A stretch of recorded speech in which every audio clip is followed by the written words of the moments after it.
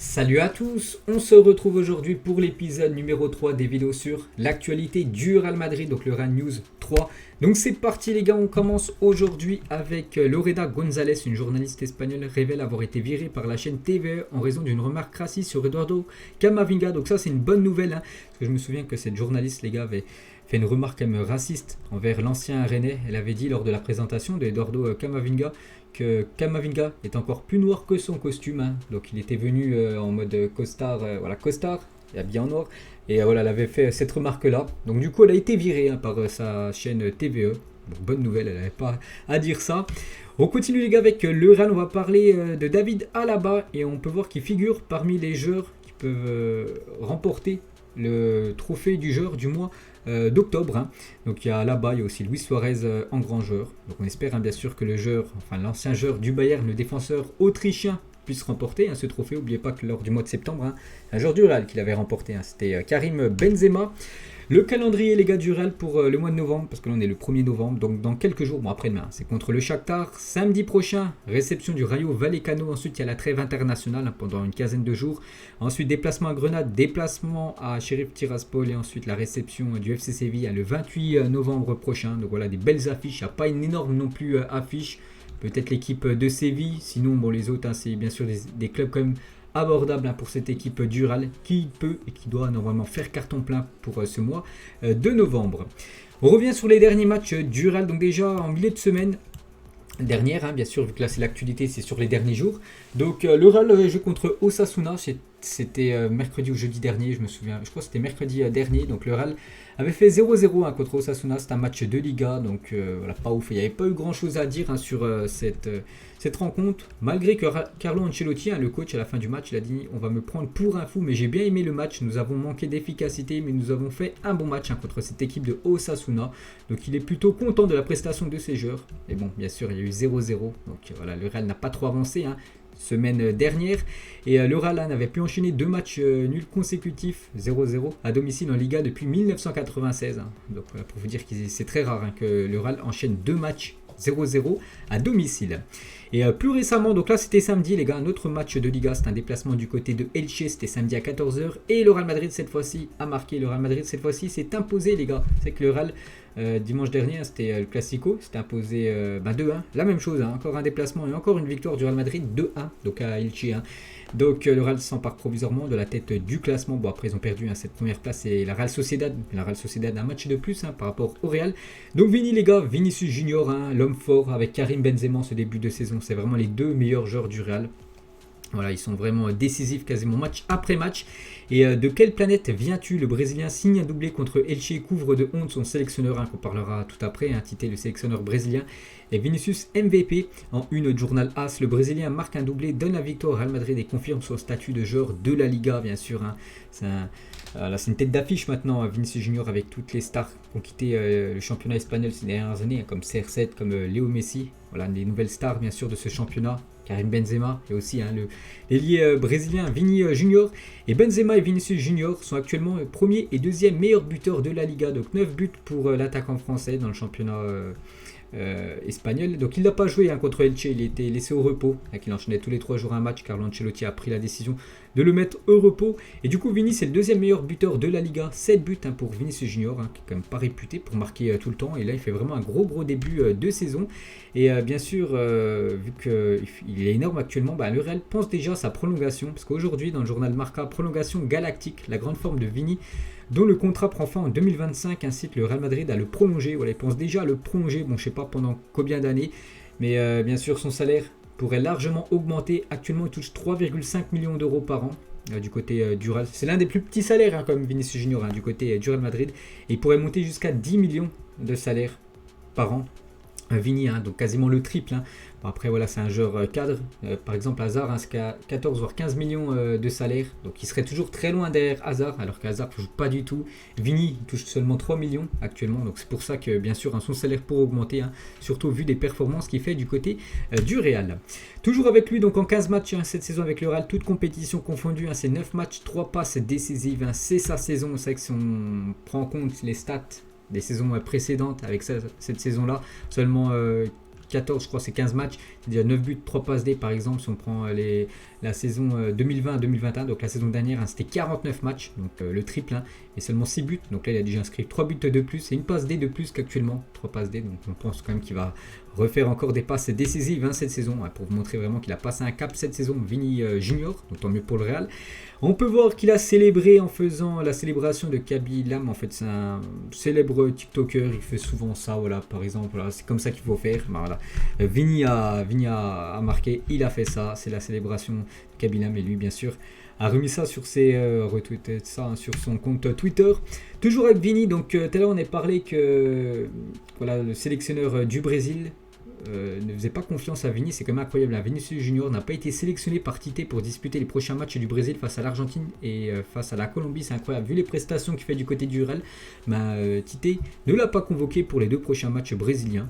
Incroyable, hein, donc, et il s'est confirmé, enfin il a dit Vinicius est un grand joueur avec un potentiel important, c'était une question de choix de joueur pour un moment spécifique, il fait partie des 3 joueurs qui nous ont rendu le choix difficile avec Anthony, l'attaquant de l'Ajax, et Rafinha, un joueur de Leeds United. Donc du coup, il a préféré prendre Anthony et Rafinha que Vinicius Junior, alors que je trouve quand même Vini supérieur aux 2 autres. Bon, après voilà, c'est Tite, hein, c'est le sélectionneur du Brésil, hein, qui a pris sa décision, mais vraiment une décision très surprenante.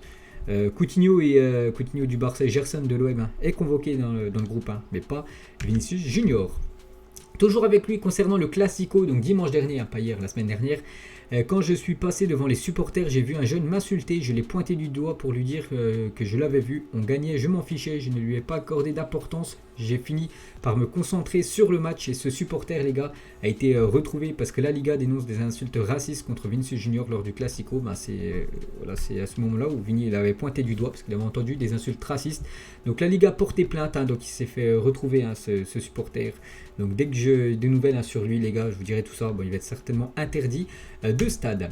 On va parler de Carlo Ancelotti avec la victoire avant-hier, hein, contre l'équipe de Elche. Donc plus grand nombre de points remportés par un entraîneur du Real lors de ses 87 premiers matchs dirigés en Liga. C'était son 87e ce week-end. Donc il est en 3e position, 203 points pris, hein, après 87 matchs de Liga. Donc il fait un peu moins bien que Zinedine Zidane, 206, et José Mourinho, hein, 215. A noter, les gars, que Marino Diaz, qui avait remplacé Karim Benzema samedi, donc s'est fracturé le nez. On peut voir, voilà, qu'il est tombé sur le nez, les gars. Le buteur dominicain va devoir se faire opérer du nez. Donc il était en sang, voilà, quelques secondes après cette action. Donc bon rétablissement à Diaz, hein, qui a joué ses premières minutes cette saison avec l'équipe du Real. Il a commencé titulaire, on pensait que c'était Jovic. Du coup, Ancelotti a préféré l'attaquant Marino Diaz. Luka Modric, les gars, il a porté le brassard de capitaine pour la première fois du côté du Real. Jamais il avait porté le brassard de capitaine à Luka Modric, il l'a porté. Donc félicitations à lui. Toujours avec le Real, on va parler du match reporté entre le Real et l'Athletic Bilbao. Donc c'est un match qui devait avoir lieu lors de la 9e journée. Donc du coup, il se jouera le mercredi 22 décembre. 3 jours avant Noël, les gars, est programmé, hein, cette affiche entre le Real et l'équipe de Bilbao. Benzema, les gars, lors du match contre Osasuna, donc c'était mercredi dernier, donc il a posé avec son trophée de meilleur joueur du mois de septembre, hein, je l'ai dit tout à l'heure avec David Alaba. Donc voilà, ce magnifique trophée, hein, bien sûr, pour Karim Benzema, élu meilleur joueur du mois de septembre. Une petite photo actuellement de Karim Benzema, donc bien sûr, toujours entraînement pour l'attaquant français qu'on attend beaucoup de lui, hein, bien sûr, pour le match contre le Shakhtar après-demain. Quelques déclarations de David Alaba, vraiment satisfaction, hein, du côté du Real. J'ai ressenti cette aura et cette atmosphère spéciale dès le premier jour et vous pouvez vous rendre compte de l'histoire du Real Madrid lorsque vous traversez le terrain d'entraînement ou la ville. Ce club a vraiment quelque chose de très spécial, hein, bien sûr, hein, c'est comme l'Olympique de Marseille du côté de Marseille, hein, tout le monde connaît l'OM, hein, tout le monde parle de Marseille. C'est la même chose du côté de Madrid, hein. C'est vrai qu'il y a l'Atlético Madrid, mais le club le plus connu, hein, ça reste quand même le Real Madrid. Et vraiment, il y a une atmosphère. Tout le monde parle, hein, du Real, du côté de Madrid, hein, vu que c'est une ville de football. Et David Alaba, concernant son ancien club, hein, il compare le Bayern et le Real. Le Bayern est l'un des plus grands clubs du monde, tout comme le Real Madrid. Il n'y a pas de grande différence. Néanmoins, tout est un peu plus grand ici au Real, sans manquer de respect au Bayern. Voilà ce que dit David Alaba. On va parler de Toni Kroos à propos d'Erling Haaland. Donc il a fait un jeu, en fait c'est sur la tablette. À chaque fois il y avait un joueur qui était caché avec un rond, il devait deviner cette équipe. Bon là c'est facile, on peut voir que c'est Erling Haaland. Et il a dit oui bien sûr, hein, c'est Erling Haaland. Et ce serait pas mal de jouer avec lui. Donc peut-être, hein, pour la future saison, hein, bien sûr, vu que le Real veut recruter l'attaquant norvégien. Zinedine Zidane actuellement toujours en vacances, Zizou. Donc il avait dit sur Toni Kroos, quand le Barça fait 40 passes pour atteindre le but, Toni Kroos le fait en une seule passe avec le Real Madrid. Et on sait que le Barça c'est vraiment un jeu de possession, ils essaient vraiment de faire plein de passes pour essayer de se créer des occasions. Après le Real Madrid c'est plus un jeu on va dire direct. Ils ont un peu moins la possession que le Barça, mais c'est plus direct. C'est que des fois, en une passe, bien sûr, tu peux faire une passe D ou débloquer une situation. Donc voilà ce que dit Zidane, qui compare le Barça et le Real. Toujours avec Toni Kroos, donc selon El Nacional, Newcastle serait prêt à payer le prix fort pour s'attacher les services de Toni Kroos. Le quotidien avance que les Magpies pourraient faire une offre de 30 millions d'euros pour s'offrir l'Allemand.